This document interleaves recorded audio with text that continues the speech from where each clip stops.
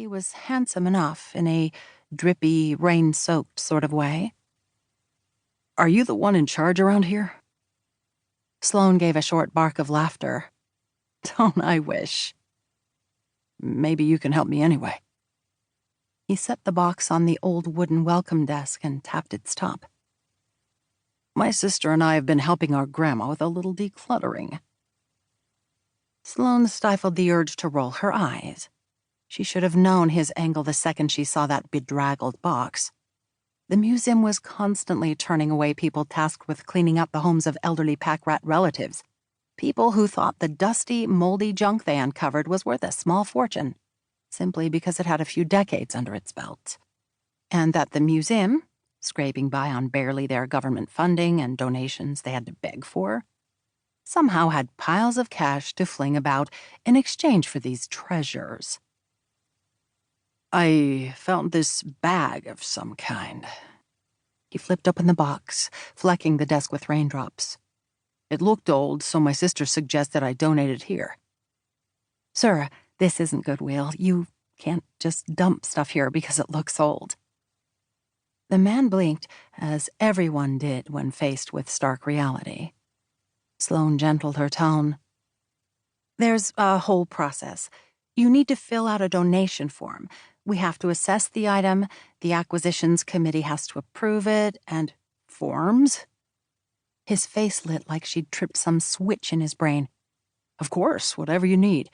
I assume a separate form for each item?" "Yes, but—" "Good, because there's more where this came from." Oh, of course there was. "Sir, I don't think—" A phone trilled from deep inside the man's pocket. He pulled it out and glanced at the screen. "I'm sorry, I've got to take this." "But I can't take this." She shoved the box toward him, but he was digging in a brown leather wallet. "Look, here's my card."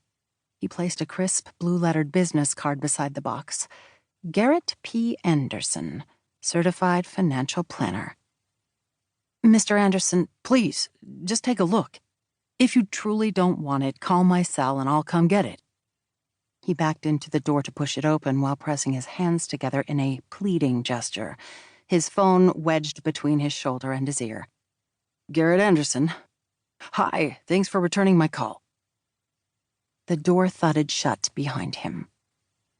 With a sigh, Sloane eyed the box. Rain streaked its sides and added a fresh, damp note to the mustiness of the cardboard. Grabbing the box, she rounded the corner to the office she shared with the rest of the museum staff. Whatever was inside, whether it was worth anything or not, and her money was on not, it needed to get out of there.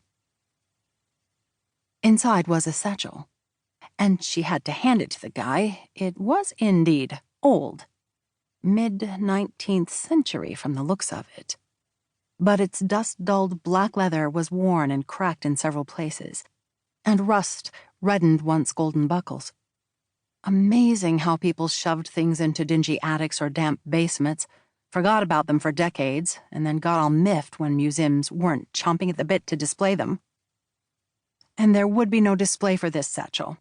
Not when they had 2 just like it on exhibit, with another 3 in storage. Unless it belonged to someone historically significant, there was no reason to keep it. But curiosity called nonetheless. Sloane smoothed her hand over the worn leather, her fingertips leaving tracks through the dust. Someone had owned this satchel once.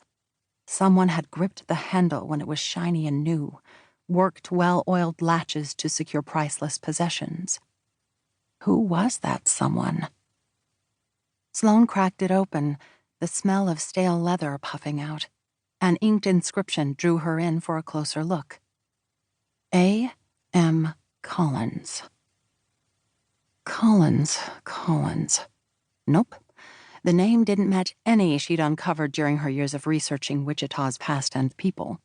She'd double-check with her bosses, do a quick comb through the records, but chances were good she'd have to call Mr. Garrett Anderson back to retrieve what he'd all too eagerly dumped on her desk. The thought gave her a perverse sense of satisfaction.